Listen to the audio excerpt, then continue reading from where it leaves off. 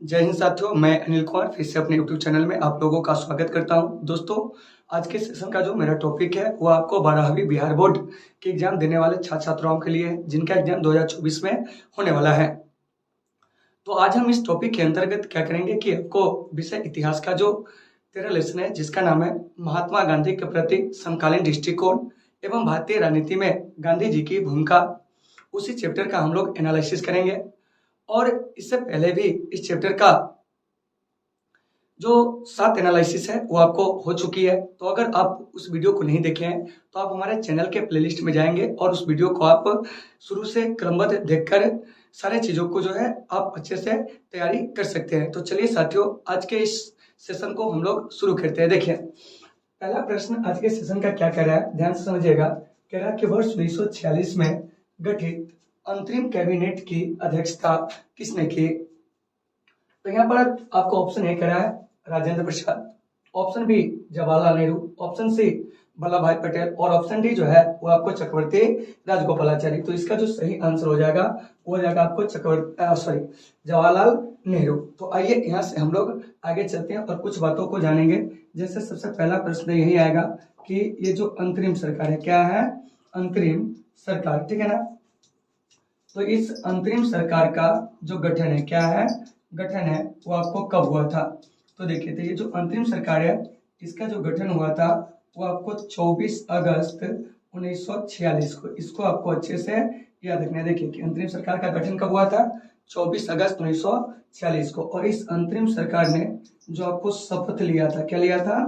शपथ, वो आपको 2 सितंबर 1946 को। तो आप लोग 2 सितंबर 1946 के बारे में पहले से भी जानते होंगे, ठीक है ना। तो यहाँ से क्वेश्चन पूछा जाएगा कि बताइए अंतरिम सरकार का जो गठन है वो आपको कब हुआ था? तो 24 अगस्त 1946 को अंतरिम सरकार ने शपथ कब लिया था? तो 2 सितंबर 1946 को।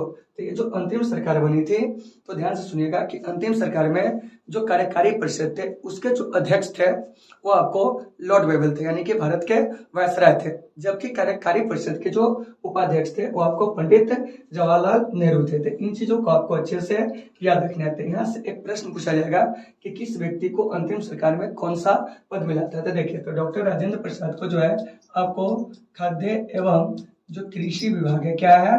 खाद्य एवं कृषि विभाग अंतिम सरकार में किसको मिला था? तो डॉक्टर राजेंद्र प्रसाद को, ठीक है ना। उसके बाद है आपको वल्लभ भाई पटेल को। तो वल्लभ भाई पटेल को यानी कि गृह विभाग, क्या है? गृह विभाग। और इसके अलावे जो था इन्हें सूचना, क्या है? सूचना प्रसारण, क्या है? सूचना प्रसारण, ये भी विभाग जो मिला था वो किसे मिला था? तो हम कहेंगे आपको यानी कि सरदार वल्लभ भाई पटेल। तो इन चीजों को आपको अच्छे से याद रखना है। तो देखिए, तो सूचना एवं प्रसारण, क्या है? सूचना एवं प्रसारण जो है वो विभाग जो मिला था किसे मिला था? तो सरदार वल्लभ भाई पटेल को। तो इन चीजों को याद रखना है। उसके बाद ये जो सी राजगोपालाचारी साहब है, इनको जो मिला था वो आपको यानी कि शिक्षा, क्या मिला था? शिक्षा विभाग। और इसके अलावा आपको कला, क्या है? शिक्षा और कला विभाग जो है वो आपको अंतिम सरकार में किसे मिला था? तो चक्रवर्ती राजगोपालाचारी को। उसके बाद गृह विभाग, सूचना एवं प्रसारण का जो विभाग मिला था किसे मिला था? सरदार वल्लभ भाई पटेल को। और जवाहरलाल नेहरू जो थे ये कार्यकारी परिषद के क्या थे? कि आपको उपाध्यक्ष थे और इन्हें विदेश विभाग जो था वो आपको दिया गया था। जबकि डॉक्टर राजेंद्र प्रसाद, ये जो अंतरिम सरकार है इस अंतरिम सरकार में क्या थे कि आपको खाद्य और कृषि विभाग को क्या कहते हैं कि आपको संभाल लेते थे। यहाँ से एक क्वेश्चन आएगा, क्या आएगा?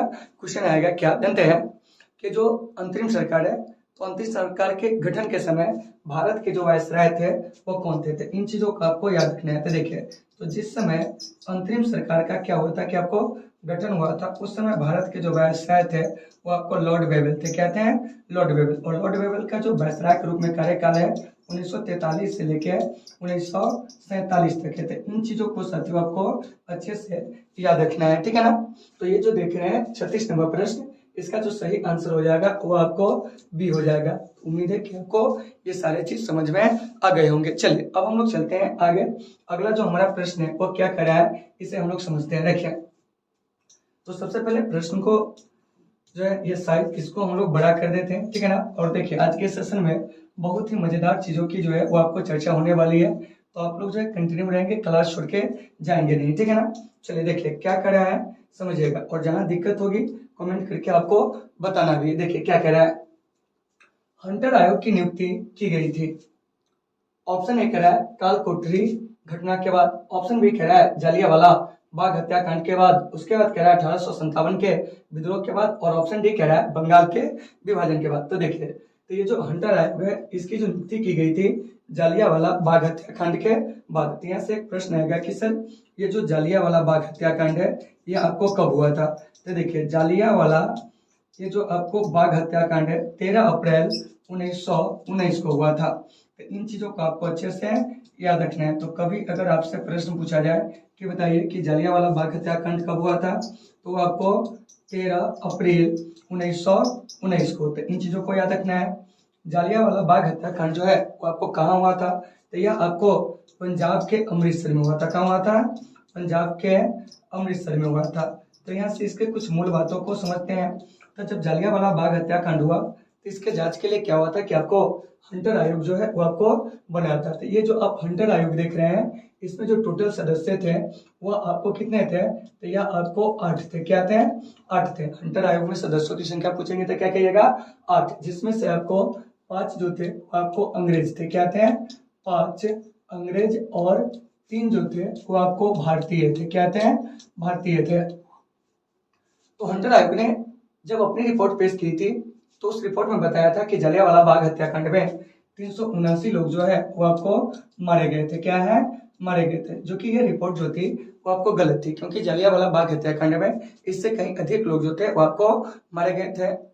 जलियांवाला बाग हत्याकांड के लिए जो आपको दोषी गवर्नर थे वो आपको माइकल ओडायर थे, जिसकी हत्या 1940 ईस्वी में क्या होता है कि आपको उधम सिंह के द्वारा कर दिया जाता है, ठीक है ना। तो यहाँ पे और भी बहुत सारे ऑप्शन है, जैसे देखिए करा कि 1857 के विद्रोह के बाद। तो यहाँ से 2 क्वेश्चन याद रखिएगा कि 1857 के विद्रोह के समय जो भारत के गवर्नर जनरल थे वो आपको लॉर्ड कैनिंग थे। कौन थे, लॉर्ड कैनिंग थे। तो इन चीजों को आपको अच्छे से याद रखना है, आपके एग्जाम में बराबर क्वेश्चन पूछा जाता है। और 1857 के विद्रोह के समय जो इंग्लैंड के प्रधानमंत्री थे वो आपको लॉर्ड पामस्टन थे। कौन थे, लॉर्ड पामस्टर। क्या है, लॉर्ड पामस्टन। तो देखिए ये दोनों क्वेश्चन आपके एग्जाम में पूछा जाता है कि 1857 के विद्रोह के समय जो आपको भारत के गवर्नर जनरल थे कौन थे, लॉर्ड कैनिंग, ठीक है ना, जो कि विद्रोह के बाद भारत के प्रथम वायसराय भी बनते हैं। और उसके बाद पूछा जाएगा कि बताइए कि 1857 के सिपाही विद्रोह के समय इंग्लैंड के प्रधानमंत्री कौन थे, तो हम क्या कहेंगे,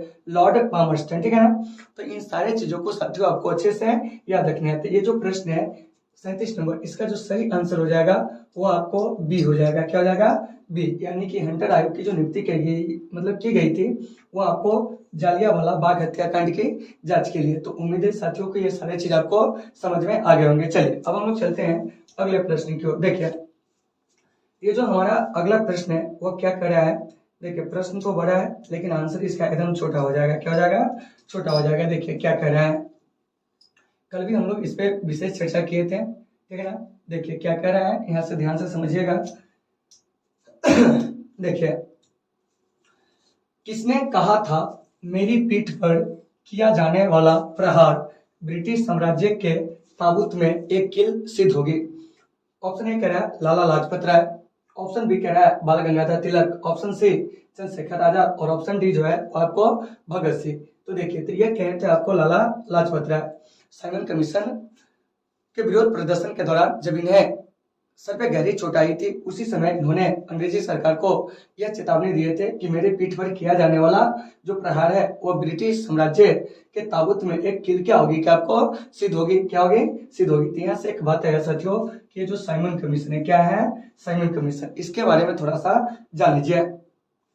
तो साइमन कमीशन 1919 के गवर्नमेंट ऑफ इंडिया जो एक्ट है उसकी जांच करने के लिए आया था। मतलब आप एक लाइन में कह सकते हो कि भारत में संवैधानिक विकास की जांच करने के लिए साइमन कमीशन जो है वो आपको भारत आया था। तो यहाँ से एक बात आती है कि ये जो साइमन कमीशन है, ठीक है ना, यहाँ से कौन कौन से क्वेश्चन पूछे जा सकते हैं इसको पहले समझिए। तो देखिए यहाँ से प्रश्न आपसे यह पूछा जा सकता है कि साइमन कमीशन की नियुक्ति कब हुई थी।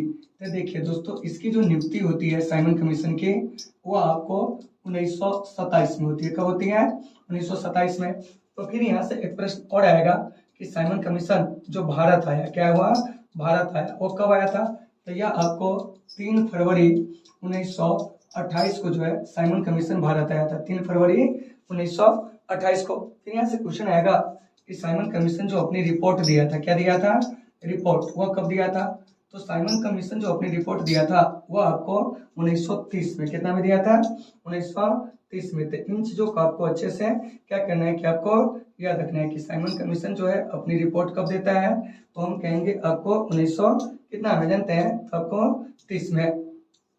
तो इन चीजों को याद रखना है। फिर यहाँ से प्रश्न आएगा कि साइमन कमीशन भारत में क्यों आया था, तो साइमन कमीशन जो भारत आया था वो आपको भारत में संवैधानिक विकास की जांच के लिए, यानी कि गवर्नमेंट, क्या है, गवर्नमेंट ऑफ इंडिया एक्ट, याद रखिएगा कि गवर्नमेंट ऑफ इंडिया एक्ट 1919 की जांच के लिए साइमन कमीशन जो है वो आपको भारत आया था। क्योंकि जिस समय गवर्नमेंट ऑफ इंडिया एक्ट बना था उसी समय इसमें स्पष्ट कर दिया गया था कि इस एक्ट की समीक्षा जो है 10 वर्ष बाद की जाएगी। लेकिन भारत में उस समय ऐसी कोई तत्कालीन परिस्थिति जो थी बन गई, जिस कारण से क्या हुआ था कि आपको साइमन कमीशन को समय से पहले जो है वो आपको नियुक्त करना पड़ा था। तो यहाँ से एक बात आती है कि साइमन कमीशन के जो अध्यक्ष थे वो कौन थे, तो देखिए साइमन कमीशन के जो अध्यक्ष थे वो आपको सर जॉन साइमन थे। कौन थे, सर जॉन साइमन। तो साथियों इसे आपको अच्छे से याद रखना है कि साइमन कमीशन के जो अध्यक्ष थे वो आपको कौन थे,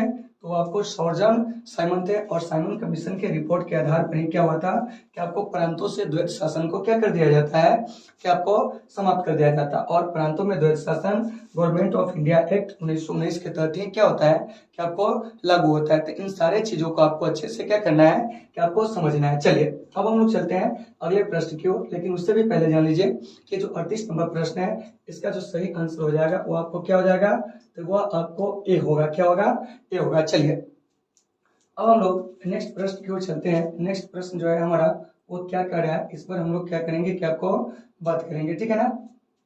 तो देखिए हमारा जो नेक्स्ट प्रश्न है इसे समझिए। कह रहा है कि 1932 के पूना समझौता के साथ किसका सीधा संबंध था, क्या है, किसका सीधा संबंध था। प्रश्न आपका यही जो है वो आपको पूछा जा रहा है, क्या है, पूछा जा रहा है। तो देखिए तो सबसे पहले समझिए कि ये जो पूना समझौता है, ठीक है ना, 1932 में हुआ कब था।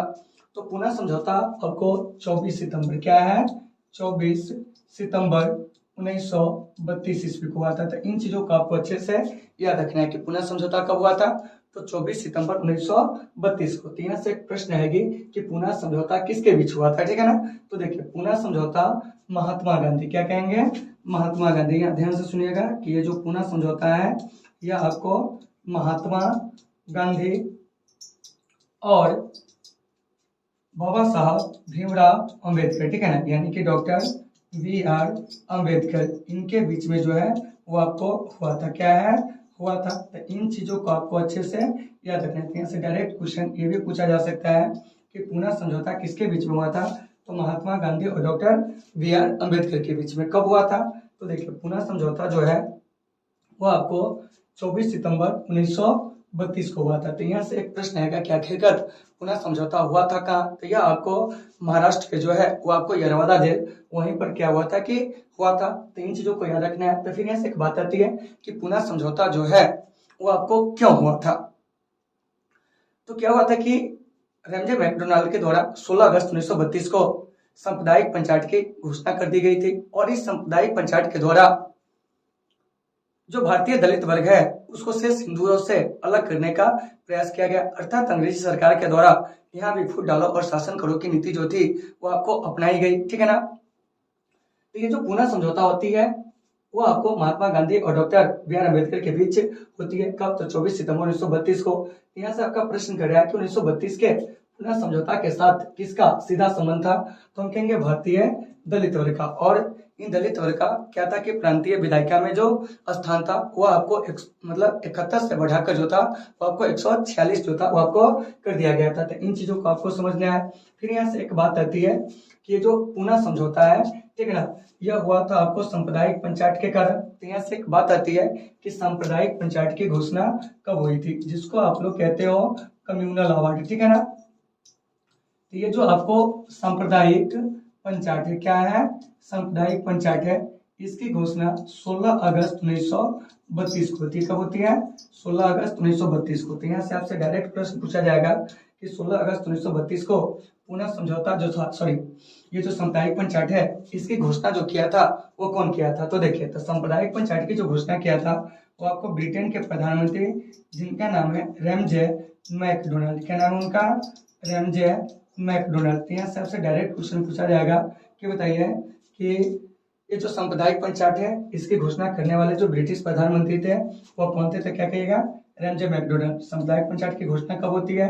16 अगस्त 1932 को। और इसी सांप्रदायिक पंचायत की घोषणा के बाद क्या होता है कि आपको पुनः समझौता जो है वो आपको होता है। ठीक है ना? कब? तो 24 सितंबर 1932 को। किसके बीच? तो महात्मा गांधी और डॉक्टर बी आर अम्बेडकर के बीच। और यह समझौता कहाँ होता है? तो इसको भी याद रखिएगा, यह आपको पुणे के यरवदा जेल में। कहाँ होता है?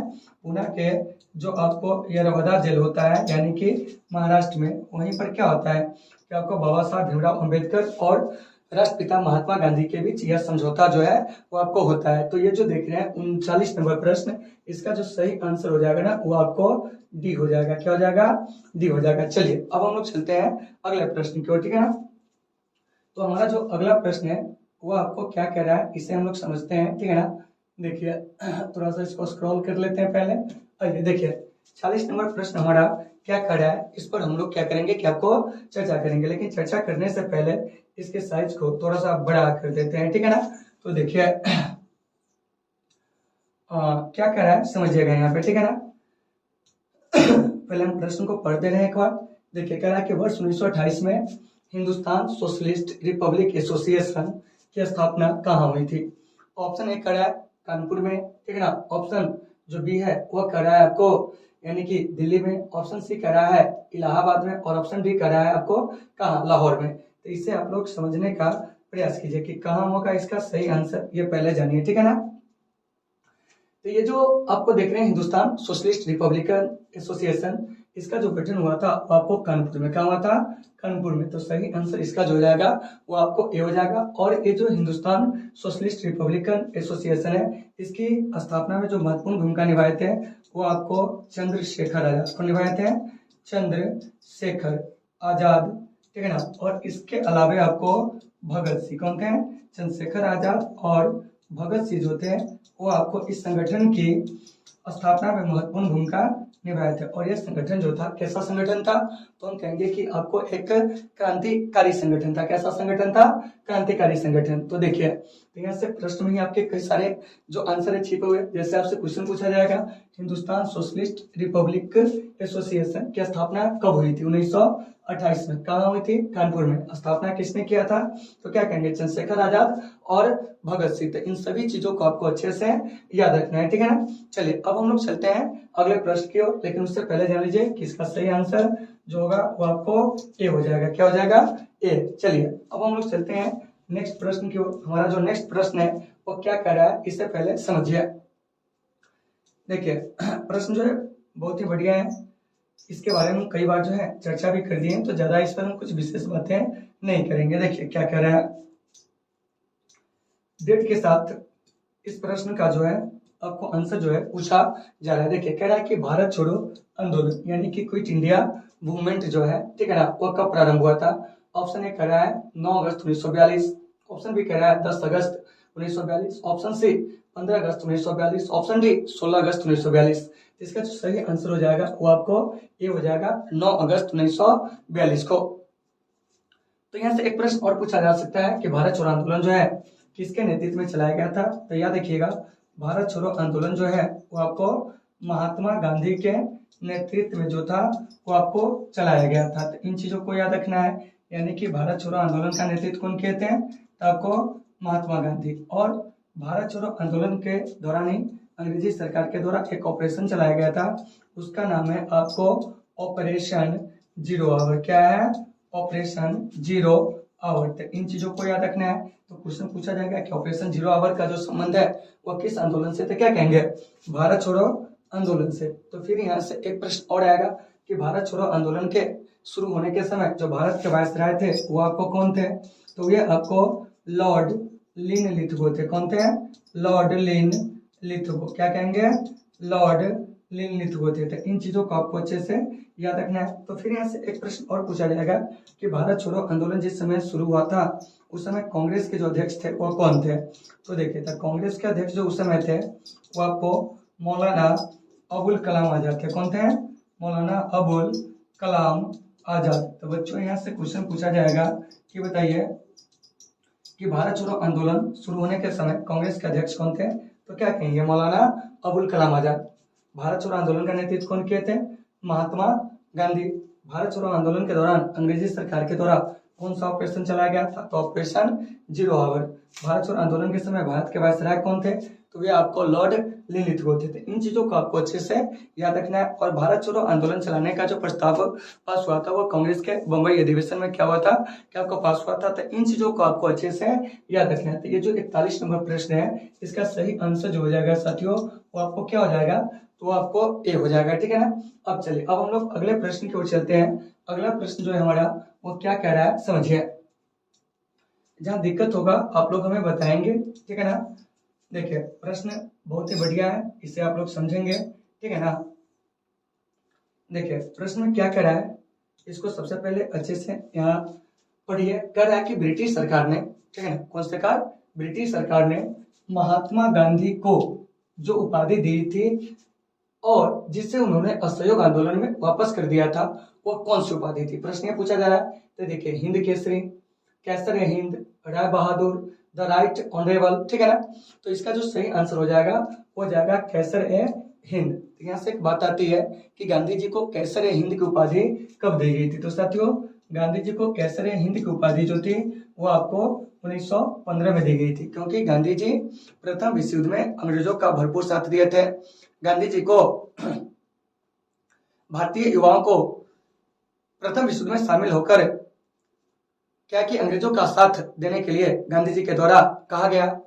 इसलिए गांधी जी को सेना में भर्ती करने वाला सर्जेंट जो था वो आपको कहा जाने लगा। और प्रथम विश्व युद्ध के दौरान ही अंग्रेजी सरकार के द्वारा इन्हें कैसर हिंद की उपाधि जो है आपको दिया गया था, जिसे इन्होंने असहयोग आंदोलन के दौरान क्या कर दिए थे? वापस कर दिए थे। तो यहाँ से क्वेश्चन आएगा साथियों कि ये जो असहयोग आंदोलन है क्या है?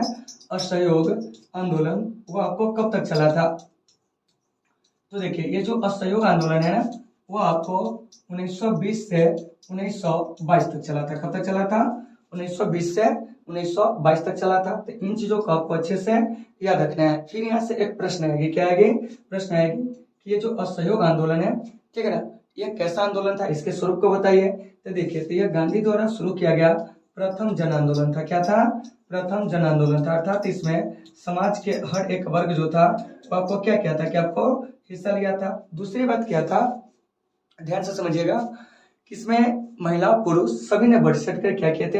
हिस्सा लिए थे। इसीलिए इसको कहा गया आपको प्रथम जन आंदोलन। तो यहाँ से प्रश्न पूछा जाएगा कि गांधी जी असहयोग आंदोलन के दौरान कौन सी उपाधि लौटा देती है? कैसर हिंद की उपाधि। और कैसर हिंद की उपाधि गांधी जी को दिया कब गया था? तो वह आपको 1915 में। तो इस प्रश्न का जो सही आंसर हो जाएगा ना 42 का, वह आपको बी हो जाएगा। क्या हो जाएगा? बी हो जाएगा। चलिए, अब हम लोग चलते हैं आगे अगले प्रश्न की ओर। हमारा जो अगला प्रश्न है वो क्या कर रहा है समझिए। देखिए, ये मिलान करने वाला प्रश्न है, बड़ा ही इंपॉर्टेंट प्रश्न हो जाते हैं। आप लोग अक्सर इस प्रश्न में क्या करते हो कि गलती कर बैठते हो। ठीक है ना। तो देखिए, आपको टेस्ट में भी ऐसे प्रश्न पूछे जाते हैं जहां आप लोग गलती कर जाते हैं। ठीक है ना। और ये कॉम्पिटिटिव एग्जाम का जो है आपको प्रश्न है, इसके मॉडल को समझिए कि कैसा है। ये आपको कॉम्पिटिटिव एग्जाम में ऐसे प्रश्न जो होते हैं वो आपको पूछे जाते हैं। तो चलिए, हम यहाँ से आपको समझा देते हैं कि इसको कैसे पूछा जाएगा। पहले ये समझिए क्या है कि प्रश्न में कह रहा है सुमेलित करें। क्या करें? सुमेलित कीजिए। देखिए, तो एक जो है ऑप्शन ए जो है बारदोली, ऑप्शन बी जो है चौरी चौड़ा। क्या है? चौरी चौड़ा। ऑप्शन सी जो है वो आपको येरवदा और ऑप्शन डी जो है नोआखली। और अगला पूछ रहा है कि यह कहाँ है। क्या है? कहाँ है। तो देखिए, सबसे पहले हम इसको क्रॉस मिलाकर आपको समझाते हैं। ठीक है ना, कैसे आपको एग्जाम में इसको सही करके आना है। तो देखिए, बारदोली जो है वो आपको गुजरात में। कहाँ है? गुजरात में। तो देखिए, तो यहाँ से आपको सबसे पहले जैसे ABCD दिया हुआ है तो आप भी यहाँ पर क्या कर लो ABCD ऐसे दे दो। ठीक है ना। अब देखिए, अब बारदोली कहाँ है? गुजरात में। तो यहाँ पर 1 का 2 हो रहा है, तो यहाँ पर 1 का 2 कर दीजिए। उसके बाद है चौरी चौरा जो कि आपको कहाँ है? उत्तर प्रदेश में। तो बी का क्या हो रहा है? 4, तो यहाँ पे 4 दे दीजिए। उसके बाद जो है येरवदा, तो येरवदा अभी बताया था कहाँ है? महाराष्ट्र में, तो सी का क्या हो जाएगा 1 हो जाएगा। और उसके बाद जो डी में नोआखली, तो नोआखली जो है कहाँ है पश्चिम बंगाल में, तो डी क्या हो जाएगा 3। तो आपको क्या करना है डायरेक्ट आंसर में क्या ढूंढना है जानिए 24 13। तो देखिए किस ऑप्शन में 24 13 है, तो मुझे जैसा कि पता चल रहा है कि ऑप्शन नंबर जो बी है उसमें आपको 24 13 जो है आपको दिया गया है। इसीलिए इस प्रश्न का जो सही आंसर हो जाएगा वो क्या हो जाएगा जानते हैं, तो वो आपको बी हो जाएगा। क्या हो जाएगा बी हो जाएगा, ठीक है ना।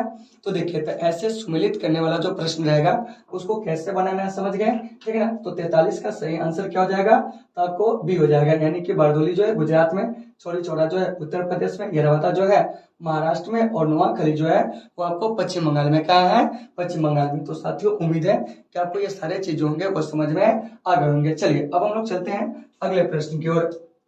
देखिए हमारा जो अगला प्रश्न है वो क्या कर रहा है इससे समझिएगा। कल भी बच्चों इसे समझाए थे, बहुत अच्छे से समझाए थे, अगर नहीं समझे फिर भी कोई बात नहीं है, आज हम फिर अच्छे से समझा देते हैं। देखिए क्या कह रहा है समझिएगा। प्रश्न जो आपका कह रहा है समझिए ध्यान से, कह रहा है कि गांधी जी ने डांडी समुद्र तट पर नमक कानून का उल्लंघन किया था कब, यह आपसे डेट पूछा जा रहा है। ऑप्शन ए कह रहा है 6 मार्च 1930, ऑप्शन बी जो है 6 अप्रैल 1930, ऑप्शन सी कह रहा है 12 मार्च 1930, और ऑप्शन डी कह रहा है आपको कितना 12 अप्रैल 1930 को। तो इसका जो सही आंसर हो जाएगा ना वो आपको 6 अप्रैल 1930 को, ठीक है ना। यानी कि गांधी जी जो है डांडी नामक गांव में पहुंचे थे 5 अप्रैल 1930 को, और 6 अप्रैल 1930 को नमक कानून को क्या कर दिए थे कि नमक बनाकर भंग कर दिए थे। तो यहाँ से प्रश्न आएगा कि सर ये जो डांडी यात्रा है ये आपको कब तक चला था।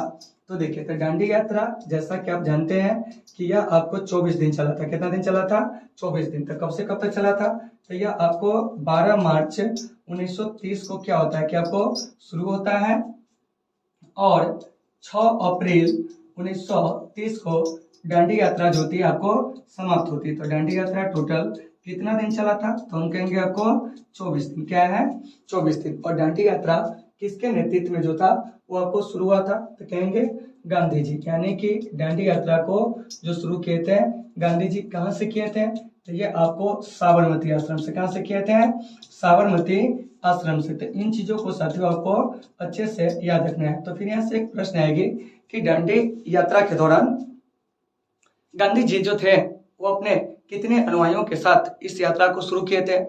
तो डांडी यात्रा को गांधी जी अपने 78 अनुयायियों के साथ साबरमती आश्रम से क्या किए थे कि आपको शुरू किए थे। यानी कि गांधी जी जब ऐसे डांडी यात्रा के लिए पैदल जब चल रहे थे तो उनके साथ जो थे वो आपको 78 आदमी जो थे वो आपको प्रारंभ में थे, लेकिन गांधी जैसे जैसे आगे बढ़ते गए उनके साथ और भी लोगों की संख्या जो थी वो आपको बढ़ती चली गई। तो फिर यहाँ से प्रश्न पूछा जाएगा कि डांडी यात्रा के दौरान कितनी दूरी गांधी जी के द्वारा तय की गई थी। तो इसे समझिए, डांडी यात्रा के दौरान गांधी जी के द्वारा 24 दिन में आपको 241 मील की दूरी जो थी तय की गई थी, अर्थात 385 किलोमीटर कहेंगे, और इसे एग्जैक्ट जोड़िएगा तो ये हो जाएगा 385.6 किलोमीटर।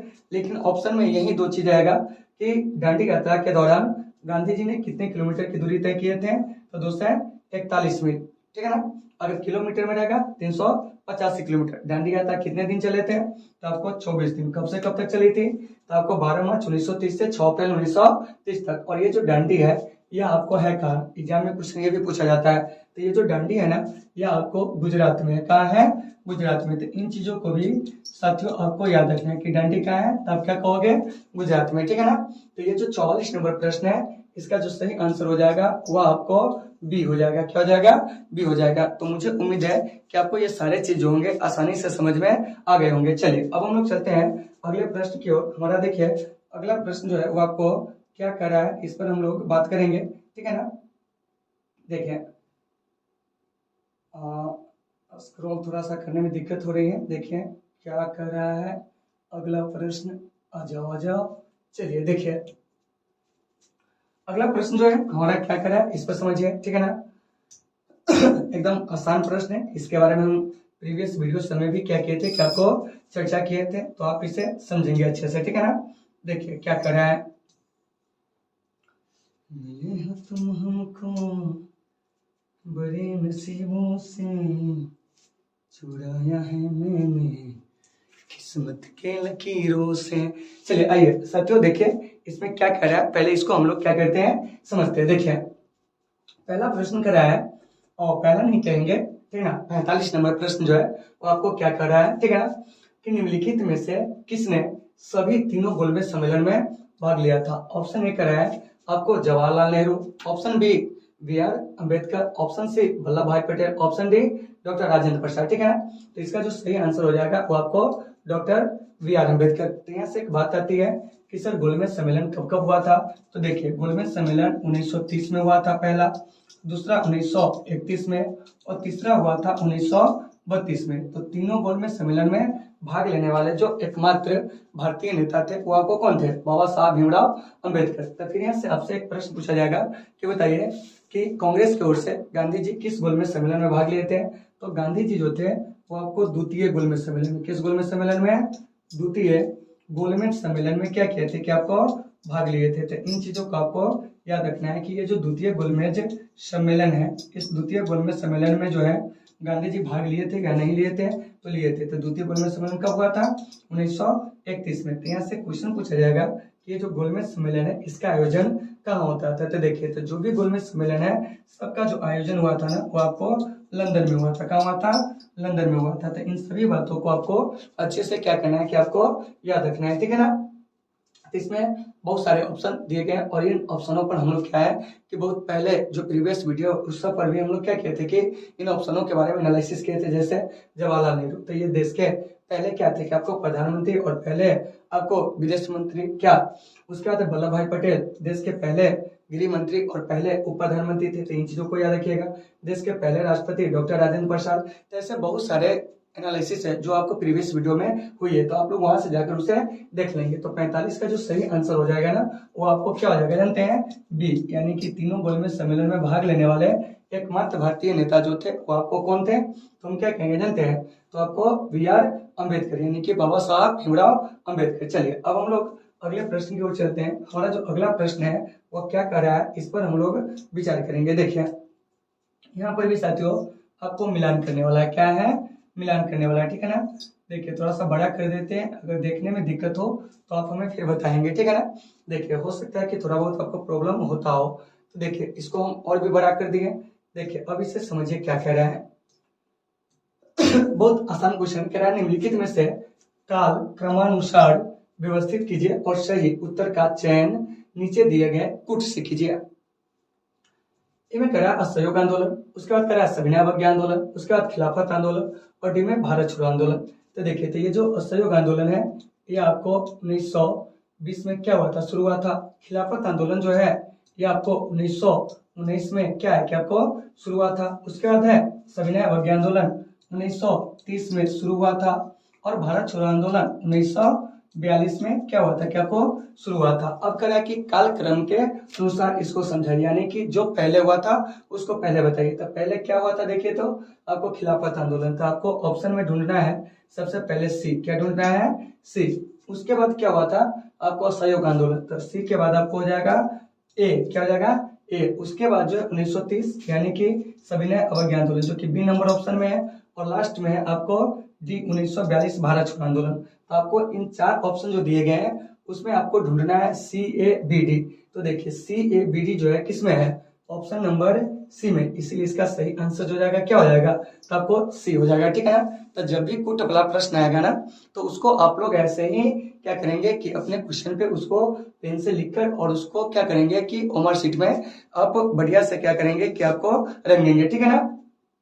तो वही आपका प्रश्न कर रहा था कि निम्नलिखित को कालक्रम के अनुसार व्यवस्थित कीजिए। तो असहयोग आंदोलन 1920 में, खिलाफत आंदोलन 1919 में, सविनय अवज्ञा आंदोलन 1930 में शुरू हुआ था, और भारत छोड़ो आंदोलन 1942 में। तो उम्मीद है कि आपको यहाँ जो भी ऑप्शन दिए गए थे ऑप्शन के हिसाब से ये सारे प्रश्न जो होंगे आपको समझ में आ गए होंगे। चलिए अब हम लोग चलते हैं अगले प्रश्न की ओर, ठीक है ना। तो अगला प्रश्न जो है हमारा क्या कह रहा है समझिए। ये भी प्रश्न जो है बहुत अच्छा है, देखिए क्या कह रहा है, इस पर भी हम लोग चर्चा करेंगे। सबसे पहले तो हम इसे बड़ा साइज में ला देते हैं, ठीक है ना, क्योंकि आप लोग का बराबर ये रिक्वायरमेंट रहता है कि सर थोड़ा सा बड़ा, जितना बड़ा कर देते हैं फिर भी थोड़ा सा प्रॉब्लम रह जाती है। देखिए क्या कह रहा है, व्यक्तिगत सत्याग्रह में विनोबा भावे को प्रथम सत्याग्रही चुना गया था, दूसरा सत्याग्रही कौन थे। ऑप्शन ए कह रहा है सरदार वल्लभ भाई पटेल, ऑप्शन बी कह रहा है पंडित जवाहरलाल नेहरू, ऑप्शन सी चक्रवर्ती राजगोपालाचारी और option D doctor Rajendra Prasad. ठीक है ना, तो इसका सही आंसर हो जाएगा आपको पंडित जवाहरलाल नेहरू। तो यहाँ से सबसे पहले समझिए व्यक्तिगत सत्याग्रह जो है वो आपको कब शुरू हुआ था। तो व्यक्तिगत सत्याग्रह 1940 ईस्वी में, कितना ईस्वी में, 1940 ईस्वी में जो व्यक्तिगत सत्याग्रह है वो आपको शुरू हुआ था। तो फिर यहाँ से एक बात आती है 1940 ईस्वी में व्यक्तिगत सत्याग्रह को जो शुरू किए थे वो आपको कौन किए थे, महात्मा गांधी। और 1941 में व्यक्तिगत सत्याग्रह को समाप्त कर दिया जाता है। तो यहाँ से एक बात आएगी कि व्यक्तिगत सत्याग्रह के प्रथम सत्याग्रही कौन थे। तो देखिए व्यक्तिगत सत्याग्रह के जो प्रथम सत्याग्रही थे वो आपको आचार्य विनोबा भावे, वहीं आपको पंडित जवाहरलाल नेहरू जो थे वो आपको द्वितीय सत्याग्रही, क्या थे, द्वितीय सत्याग्रही। इन चीजों को याद रखना है। और तीसरे सत्याग्रही जो थे व्यक्तिगत सत्याग्रह के वो आपको थे ब्रह्मदत्त। कौन थे, ब्रह्मदत्त। और साथियों ये क्वेश्चन आपको बीपीएससी के जो एग्जाम हुआ था, ठीक है ना, प्री का एग्जाम, उसमें ये क्वेश्चन पूछा गया था कि व्यक्तिगत सत्याग्रह के तीसरे सत्याग्रही कौन थे। तो हम क्या कहेंगे जानते, ब्रह्मदत्त। द्वितीय कहेंगे तो पंडित जवाहरलाल नेहरू और प्रथम कहेंगे तो आचार्य विनोबा भावे। व्यक्तिगत सत्याग्रह जो है कब शुरू हुआ था, 1940 में, और उसके बाद जो है 1941 में से क्या होता है कि आपको समाप्त कर दिया जाता है। तो ये जो 47 नंबर प्रश्न है इसका जो सही आंसर हो जाएगा वो आपको क्या हो जाएगा, बी हो जाएगा। क्या हो जाएगा, बी। ठीक है ना। और जैसे ही इन प्रश्नों का एनालिसिस समाप्त होती है उसके बाद इसका जो पीडीएफ है वो हमारे टेलीग्राम चैनल में आपको मिल जाएंगे। ठीक है ना। और इस टेलीग्राम चैनल और ग्रुप दोनों का जो लिंक है साथियों वो आपको जो डिस्क्रिप्शन बॉक्स होते हैं वहां पे आपको डाल दिए जाएंगे। तो आप वहां से जाकर इसे क्या करेंगे कि आपको टेलीग्राम चैनल को ज्वाइन कर लेंगे और वहां से सारे पीडीएफ को प्राप्त करेंगे। ठीक है ना। चलिए अब हम लोग चलते हैं अगले प्रश्न की ओर। देखिए हमारा जो अगला प्रश्न है वो क्या कर रहा है, इस पर हम लोग चर्चा करेंगे। देखिए कह रहा है कि निम्न आंदोलनों में से किस एक के साथ अरुणा आसफ अली का संबंध जो है, ठीक है ना, भूमिगत कार्यकलापों के महिला संगठनकर्ता के रूप में था। यानी कि अरुणा आसफ अली के बारे में पूछ रहा है। ठीक है ना। अरुणा आसफ अली जो थे आपको भारत छोड़ो आंदोलन के दौरान जब महात्मा गांधी गिरफ्तार हो गए थे तो इन्होंने महत्वपूर्ण भूमिका जो थे वो आपको निभाए थे। तो इसका आंसर हम यहीं पे बता दिए, भारत छोड़ो आंदोलन से अरुणा आसफ अली का नाम जो है आपको जुड़ा है। ठीक है ना। तो यहाँ से एक बात आती है सविनय अवज्ञा आंदोलन जो कब तक चला था। तो देखिए 1930 से 31 पहले टर्म में, दूसरे टर्म की बात करते हैं तो 1932 से 1934 तक। ठीक है ना। उसके बाद है असहयोग आंदोलन जो कि आपको 1920 से 1922 तक चला था। उसके बाद है भारत छोड़ो आंदोलन जो कि आपको 1942 से 1944 तक चला था। उसके बाद है स्वदेशी आंदोलन। तो यह आपको बंगाल विभाजन के विरुद्ध स्वरूप क्या हुआ था कि आपको 16 अक्टूबर 1905 को क्या हुआ था कि आपको शुरू हुआ था। तो यहाँ से एक बात आती है कि सर बंगाल का विभाजन जो हुआ था वो आपको कब हुआ था। तो देखिए साथियों ये जो बंगाल है इसका जो विभाजन है वो आपको 1905 में हुआ था। तो इन चीजों का आपको अच्छे से याद रखना है कि बंगाल विभाजन कब हुआ था, तो आपको 1905 में। ठीक है ना, याद रखिएगा। और बंगाल विभाजन को जो रद्द किया जाता है, क्या किया जाता है, रद्द। वह कब किया जाता है जानते हैं, तो 1911 ईस्वी में। कितना ईस्वी में, 1911 ईस्वी में। तो इन चीजों का आपको अच्छे से क्या करना है, याद रखना है। तो अगर मैं आपसे क्वेश्चन पूछूं कि बताइए कि अरुणा आसफ अली का नाम जो है किस आंदोलन से जुड़ा है, तो क्या कहोगे, भारत छोड़ो आंदोलन से। भारत छोड़ो आंदोलन जो है साथियों वह कब तक चला था, तो यहाँ से याद रखिएगा कि भारत छोड़ो आंदोलन 1942 से 1944 तक चला था। स्वदेशी आंदोलन कब शुरू हुई थी, 16 अक्टूबर 1905 को। और स्वदेशी आंदोलन के दौरान ही नारा दिया गया था बंगाल विभाजन नहीं चाहिए, वंदे मातरम। ठीक है ना। बंगाल का विभाजन होता कब है, तो याद रखिएगा बंगाल का विभाजन 1905 में होता। और बंगाल विभाजन से जो जुड़े हुए गवर्नर वायसराय जो होते हैं उसका नाम होता है आपको लॉर्ड कर्जन। क्या होता है, लॉर्ड कर्जन। तो देखिए तो बंगाल विभाजन के लिए जो जिम्मेदार था वो आपको कौन था जानते हैं, तो लॉर्ड कर्जन था। तो इन चीजों को आपको अच्छे से याद रखना है। फिर यहाँ से बात आती है बंगाल विभाजन को रद्द कब कर दिया जाता है, तो वो आपको 1911 ईस्वी में। सविनय अवज्ञा आंदोलन कब तक चलता है, 1930 से 31। फिर दूसरे टर्म में 1932 से 34। और सहयोग आंदोलन की बात करेंगे 1920 से 1922 तक चलती है। तो इन सारे चीजों को आपको अच्छे से याद रखना है। तो ये जो 48 नंबर प्रश्न है आपका जो पूछा जा रहा है उसका डायरेक्ट आंसर अगर आपको जानना है तो आपको सी हो जाएगा। क्या हो जाएगा, सी हो जाएगा। उम्मीद है कि आपको ये सारे चीज समझ में आते होंगे। देखिए और ये जो भी एनालिसिस है ना ये 12th के बोर्ड एग्जाम के लिए तो है ही, और साथ साथ जो बच्चे कॉम्पिटिटिव एग्जाम की तैयारी करते हैं उनके लिए भी यह क्या है कि काफी बढ़िया है। तो आप लोग अपने दोस्तों को भी सूचित कर देंगे, और आपको अगर वीडियो अच्छी लगती है तो आप लोग अधिक से अधिक शेयर कीजिए और लाइक कीजिए, ताकि हमारा जो है मनोबल बढ़े और हम आपके लिए अच्छे से अच्छे जो कंटेंट है उसको लेकर आए और अपना जो बेस्ट है वो हम देने का प्रयास करें। चलिए साथियों, अब हम लोग चलते हैं आगे। अगला प्रश्न जो है हमारा क्या कर रहा है समझिएगा। देखिए कह रहा है कि निम्न में से कौन सा गोलमेज सम्मेलन 1932 में हुआ था। अभी समझाया थे क्या, तो इस पर ज्यादा समझाने की जरूरत है ही नहीं, ठीक है ना। तो देखिए ऑप्शन ए कर रहा है कि आपको पहला, क्या कर रहा है पहला, ठीक है ना। ऑप्शन बी कह रहा है दूसरा, ऑप्शन सी कह रहा है तीसरा, ऑप्शन डी कह रहा है चौथा। तो देखिए गोलमेज सम्मेलन आपको 3 आयोजित हुए थे। कितने आयोजित हुए थे? 3। तो इसमें से समझिए कि ये जो पहला गोलमेज सम्मेलन है ये आपको कब आयोजित हुआ था। तो पहला गोलमेज सम्मेलन 1930 में आयोजित हुआ था। दूसरा कहेंगे तो वो आपको 1931 में आयोजित हुआ था। तीसरा कहेंगे तो वो आपको 1932 में। तो देखिए तो आपसे क्वेश्चन क्या पूछ रहा है कि निम्न में से कौन सा गोलमेज सम्मेलन 1932 में हुआ था। तो आपका सही आंसर क्या हो जाएगा? तो आपको यानी कि सी हो जाएगा। तो इन चीजों को अच्छे से याद रखना है। चलिए अब हम लोग चलते हैं अगले प्रश्न की ओर, और यह आज के सेशन का लास्ट टॉपिक है, और यह आपके हिस्ट्री के जो 13 लेसन है, ठीक है ना, उसका भी यह आपको लास्ट क्वेश्चन है। और आज हमारा 13 लेसन जो होता है वो आपको समाप्त होता है। कल से हम लोग क्या करेंगे कि हिस्ट्री का जो 14 लेसन है उसको हम लोग पढ़ेंगे। 14 के बाद फिर 15, और हम लोग शुरू किए थे 13 से। क्या कहते हैं? 13 से। तो फिर हम लोग बाद में स्टार्ट करेंगे आपको 12 से। किससे स्टार्ट करेंगे? 12 से। तो आइए साथियों इस पर हम लोग थोड़ा सा क्या करते हैं कि आपको चर्चा करते हैं। देखिए क्या कर रहा है पहले समझिएगा इस प्रश्न को। कल के सेशन में भी हम समझाए थे। कर रहा है कि भारतीय राष्ट्रीय कांग्रेस के 1924 के अधिवेशन में, ठीक है ना, अधिवेशन से कर रहा है महात्मा गांधी द्वारा एकमात्र बार अध्यक्षता की गई। यह अधिवेशन कहाँ हुआ था? तो देखिए तो यह अधिवेशन जो है बेलगांव में हुआ था। कहाँ हुआ था? बेलगांव में। और साथियों ये जो बेलगांव है या बेलगांव यह है कहाँ? तो आपको कर्नाटक में। और यह अधिवेशन कब हुआ था? 1924 में। तो याद रखिएगा महात्मा गांधी जो है एक बार मात्र कांग्रेस के क्या बने थे? अध्यक्ष बने थे। वो भी कब जन थे? 1924 में। कितना में बने थे? 1924 में। तो मुझे उम्मीद है साथियों कि आपको ये सारा चीज जो होगा समझ में आ गया होगा, ठीक है ना। तो आज के हम इस सेशन को यहीं पे समाप्त करते हैं। फिर मिलेंगे आपसे कल अगले जो आपका चैप्टर है 14, ठीक है ना, उस 14 चैप्टर का हम लोग क्या करेंगे कल से एनालिसिस करेंगे, ठीक है ना। और आपको बताए थे कि प्रत्येक चैप्टर का आपको 2 सीरीज होंगे, ठीक है ना, और एक सीरीज के अंतर्गत 50 क्वेश्चन, ठीक है ना। दूसरे सीरीज में भी आपको 50 क्वेश्चन आएंगे, और इन सारे चीजों का हम लोग बढ़िया से एनालिसिस करेंगे, ताकि जो भी प्रश्न आपके एग्जाम में आए तो आपको एक भी प्रश्न जो है वो आपको नहीं छूटे। तो चलिए साथियों आज के क्लास को विराम देते हैं। फिर मिलते हैं आपसे कल नेक्स्ट क्लास में। जब तक के लिए आप सबों से सुविधा। Take care all of you.